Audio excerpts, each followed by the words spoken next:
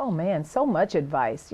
Keep doing something every single day that gets you closer and closer to your dream. Okay. Because a lot of times people just sit stagnant and they think that, oh, somebody will ring my doorbell or something will come in the mail. No, it doesn't happen like that. Success definitely happens after work. The only time you see success before work is in the dictionary. Okay. So you definitely have to put the work in. I am a firm believer in doing what you absolutely positively love. If no one ever paid you to do it, you would still do it. And then the money just starts coming. The opportunities start coming. Right. And that's how I pray. I don't pray, God give me money, God give me money. Well, he's not throwing $100 bills down from the sky. Right. What happens is God gives you opportunities, because opportunities have to come through people. I never would have thought that I'd be here talking to you on your show, but you've given me the opportunity to express myself, to give somebody encouragement. So now what you do as a person who is really trying, say for instance, you have this business idea. Nobody's out there doing it. Hey, the reason you have the idea is because you're supposed to do it, That's right. And you may have roadblocks. You may have folks that say, there's no way you can get it done. No way you can get it done. Trust me. The young lady who wrote the Harry Potter books, Right. she got 12 publishing no's from publishing houses. Wow. And then finally, after that 12th time, she could have given up on number 2. She could have. But she didn't, and she stayed with it.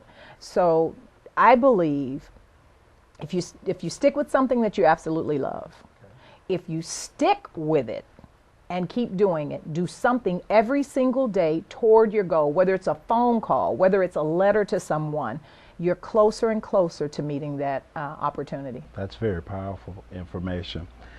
Having been an educator, you know the sacrifices that teachers and other educators make. These are probably the most difficult times in public education, in the history of public education. We're seeing furloughs, we're seeing teachers being laid off and other educators being laid off. Why should they still be encouraged? I think they should still be encouraged because there's always someone out there who needs their help. They need what they know. Right. We are the only country that will dispel our elderly, dispel our seasoned teachers or our seasoned administrators and leave them in the cold. Right. We're the only country. Right. If you go to Asia, the older people, the elders as they call them, are esteemed. You go to Africa, the elders are esteemed. We're the only country that feels after 25 you're gone. I'm like, come on, man, if that was the case, I'd be gone so many years ago. But there's a wisdom and a knowledge through experience, trial and error, that all of these educators and administrators have experienced. I know the times are different, but the methods should still be the same. The bottom line should still be the same. Secure, knowledgeable kids.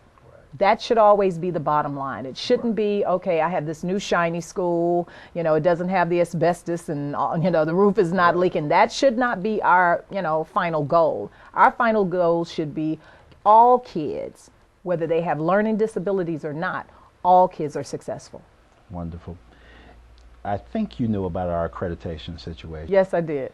And you know that we lost our accreditation, and very recently we got accreditation back fully. Yes. Our people have endured a lot. Yes. They've been ridiculed in the media throughout the country. It's been in the media how bad and what an awful place Clayton County is, especially for the children. Why should this community, businesses, our teachers, everyone see the regaining of accreditation as a new beginning and then buy into Clayton County and work with Clayton County to make sure that we have an outstanding community? I'm glad you used the word new beginning, because we all have to start over at some time in our lives. Fortunately for Clayton County, you guys are on an up movement now. Right. So now moving forward, we're forgetting all that stuff behind us. Now moving forward, businesses, moms and dads who have the time off during the day, come in, mentor the kids, show the kids how to act. When I was in school, there were moms and dads who didn't work during the day, but they would sacrifice an hour or an hour and a half and come during lunch, you know, to watch the kids eat and make sure nothing was going on. I think we've got to get back to hands-on community public school, you know, because there's so many examples we can use all over the world, but when parents, faculty, and the business community, including the church community, when they're all tied together, you know, and we need to stop being fearful. When we're all tied together, we are such a strong force to be reckoned with, you know, and you continue it. Taylor doesn't just go to school and read at school. She reads at home with me. She sees me reading, you know. She gets interested in certain books because I am interested in certain books. And so as families, we have to continue that. If you look at statistics of children who excel in the reading and English and literature portions of scholastic tests, 9 times out of 10, they read at home also. You know, reading was important in their household. Same thing with math skills, same thing with science. Whatever's important to a parent becomes important to that child. Because we all know, we've been kids before. We all wanted to make our moms and dads proud. And I just believe as adults now, we can make the kids proud if we put forth that effort and show them how special they really are. Well, it's also been very special to have you here with me today. So thank you very much. Thank you. For hanging with Dr. Hendrix. Thank you. Love hanging with Dr. Hendrix. There you go. Thank you. Now back to Dr. Heatley. I know this is serious subject matter, but this is hanging with Dr. Hendrix. And not even Dr. Heatley gets a pass when it comes to a Dr. Hendrix challenge. For his challenge, we have set up a press conference with the media. Okay, my media. If you've been watching this show, you know this is no ordinary press conference. Let's see how Dr. Heatley fares in his challenge. You can do it. You can do it. You can do it. This is Clayton School of Music. All the students use it. Anything you put your mind to, you can do it. This a new theme song. This is my... Just like to welcome everybody out today to the press conference. We will be taking questions from the audience, so please feel free to ask anything you feel your heart desires. We got I know a lot of kids that hunt with their parents. Hunt? They wonder why they don't ever see any squirrel, raccoon, possum, or deer meat on the plate. Well, I think the simple answer is it doesn't pass the healthy choice menu selection. I think my man would differ. What you say about that? That's a good question. Look here. Now, we're talking about deer, squirrels, old possums, raccoons, all right, occasional rattlesnake. Now, why you don't serve that there at the healthy cafeterias? The short answer is they don't pass the healthy food menu. There's certain requirements that we have to utilize in the cafeterias to make sure that our students are eating healthy meals. Now, what do you mean? You ever seen an obese rattlesnake? No, I have not. You ever seen a deer with diabetes? I have not. Is that you ever seen a raccoon have a heart attack or a stroke? No, I have not. You ever seen a possum say, I can't eat that too salty? No. No. The most healthiest food you can get. You know what I'm saying? Now look here. I heard you're not frying food no more. That is correct. Okay, why is that? Well, it has been shown to be unhealthy, and we have, we typically use peanut oil. We have students who are allergic to peanut oil or to peanuts. So it's unhealthy for them. Peanuts got oil? They do. You serious? I'm very serious. So you said they're not healthy, you're going to eat fried. You ever had a fried Coca-Cola? One more time. You ever had a fried Coca-Cola? Fried Coca-Cola. Coca-Cola, yeah. No, sir, I have not. You need one. You get one of those bad boys and just pop it open right here. That's the skin, not the coat. Then you get to the coat and you drink that bad boy, gulp it down, right? Okay. You get your little possum sandwich. You get the butt bread. You know what butt bread is? That's the part most people throw away, the 2 ends right there. Okay. All right, get the butt bread, put that fried Coca-Cola right there, a little possum sandwich on there, and you think what's going to happen is you're going to cut down at least 50% of your calories. All right? Now, the way you cut down another 75% of your calories is you eat your bread and your Coca-Cola standing on one leg. You understand what I'm saying? Okay. Because see, I'm using half of my leverage. So if I'm doing half my leverage, what did I do? Just cut half of what? Half your calories. Boy, you better say something. You better say something.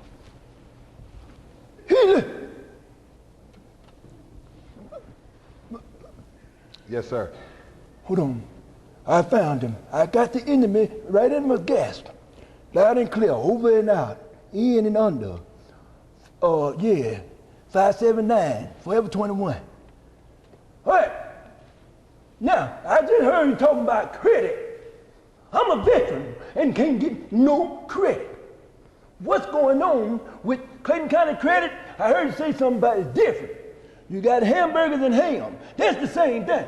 Accreditation credit, that's the same thing. Your credit score or your credit is not the same thing as accreditation. Tell me why. Because your credit deals with how you spend your money and how you pay your bills. Accreditation is about the educational process and what you do to ensure that every student has an opportunity to learn and to be successful. Okay, so if I got a good credit score, I got better opportunity to buy better things, right? That is correct. And if I'm accredited, my kids got a better opportunity to get a better education, right? That is correct. Same thing. Ain't the same thing? That's right. Apples and oranges, peaches and herds. Now, look at him. I know we about to wrap it up, but I just want to say one thing. Yes, sir. I think you're doing a good job. Thank you, sir. All right? And I really do. Now, there's one thing now. You got to explain to the people what are your visions. You understand what I'm saying? For Clayton County. Because if you got a vision, you see the enemy come up in him, and then you get the enemy right here by the neck, and you put him in the chicken hole. And you got the enemy, and you say, get him. And you over here, see, an enemy, and you take him down like this. And you take him to the flag. Now see, over, you see anybody on the thing? Over and out. I like a large fry, 2 fried Coke, small medium Pepsi, and yes ma'am, no change. Thank you very much. Bye.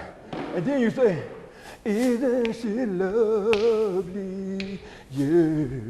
And then all of a sudden, take him down. Oh, gotcha. And then, because it's a lot of work trying to be good. What you think? Sir, I think you're absolutely right that we're doing some good work. Yeah. We owe that to the staff, the students specifically, the community, and the board's leadership and the administrators out there doing a good job. So as Clayton County continues to move forward and strive for success in everything that we do, we want to make sure that we listen to Sergeant Veteran here and stay focused, keep working on the mission and the vision, which is to ensure that every student has an opportunity to be successful in the global economy. Thank you. Thank you very much. So there you have it. This is the story of a school district, a community, and its kids.